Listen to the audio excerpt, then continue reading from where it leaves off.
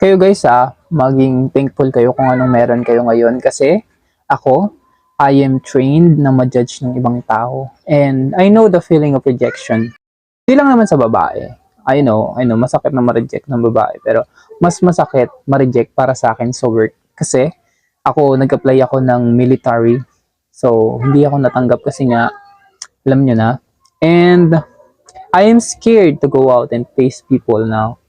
Alam nyo ba, pag nakikipag-usap ako sa mga hindi ko kilala, ayoko ko niyan kasi nga ayoko makipagtitigan or makipag like eye to eye contact kasi nga nahihiya ako and bumababa yung self-esteem ko na baka mamaya matawa sila or alam nyo na, like hindi sila maging comfortable na kausapin ako ganun. I need to be immune and answer question that I don't think necessary to answer.